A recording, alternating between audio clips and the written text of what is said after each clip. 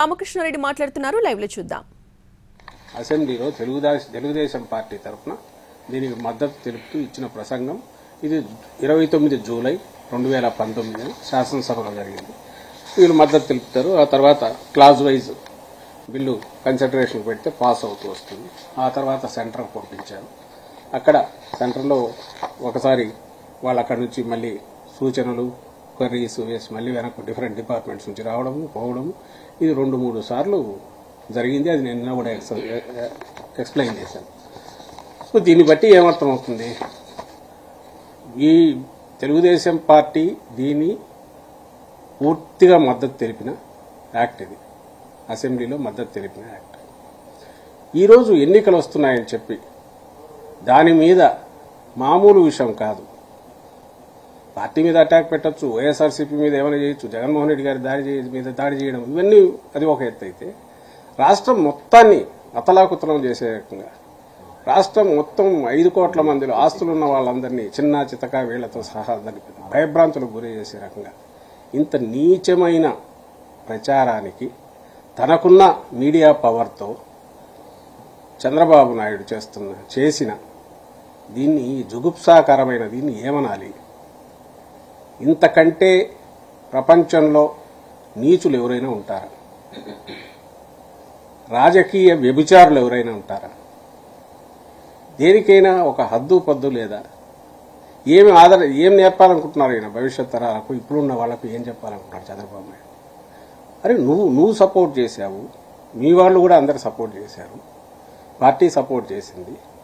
ఒక act pass అయ్యి ఈరోజు మంచి కార్యక్రమం జరుగుతుంటే దీని మీద దుమ్మెత్తిపోసి దాంతోపాటు ప్రజలను భయభ్రాంతులు చేసే ఈ వ్యక్తి అసలు స్వరూపం, నగ్న స్వరూపం ప్రజలందరూ గమనించాలి అనేది మా విజ్ఞప్తి.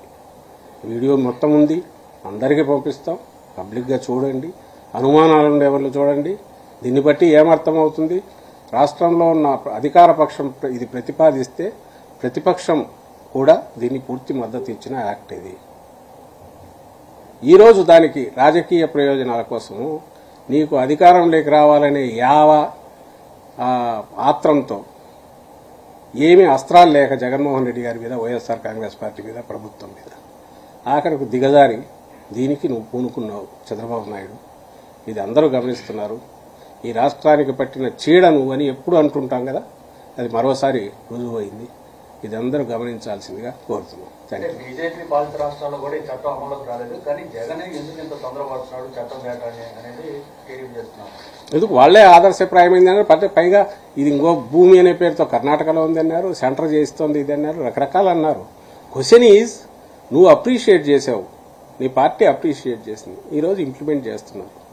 దీని మీద ఆ రోజు ఏమన్నారు, పైగా ఆస్ట్రేలియాలో ఎప్పుడో 1700లో ఉంది, 1800లో ఉంది అన్నాడు. మేము అదే అనేది, ప్రపంచం అంతా ఉంది. ఇది ల్యాండ్ టైటిల్ అనేది ఒక క్లియర్గా ఉండడం అనేది ఎంత అవసరము, ఇంత మోడర్న్ ఏజ్కి కూడా ఇది చేయలేకపోవడం కరెక్ట్ కాదు అనే ఉద్దేశంతో ఒక ఆదర్శప్రాయమైన నిర్ణయం జగన్మోహన్ రెడ్డి గారు తీసుకుంటే దాని మీద ఈరోజు అడ్డగోలుగా ఆరోపణలు చేయడంతో పాటు ఈ రకరకాల దీన్ని తీసుకురావడం అనేది దారుణము.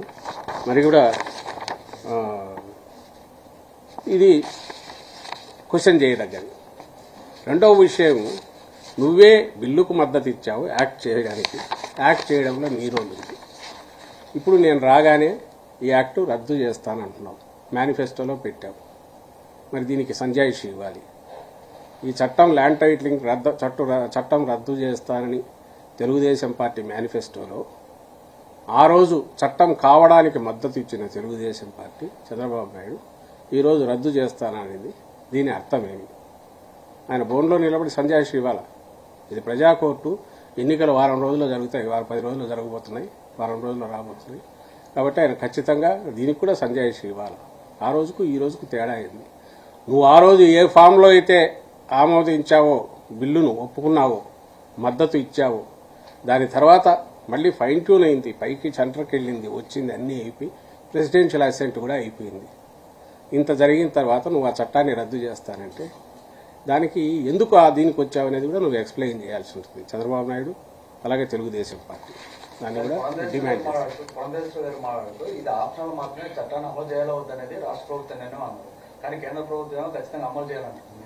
బీజేపీలోనే ఎందుకు ఇద్దరు విధంగా? ఎందుకంటే ఇక్కడ ఉండేది బీజేపీ కాదు, ఆమెకు రెండు ఉన్నాయి. ఒకటి చంద్రబాబు నాయుడు వదిన అనే సంబంధం ఒకటి, రెండవది తెలుగుదేశం పార్టీ తరఫున ఏజెంట్గా అక్కడ బీజేపీలో ఉంది ఆమె, తెలుగుదేశం ఉన్నారు అక్కడ.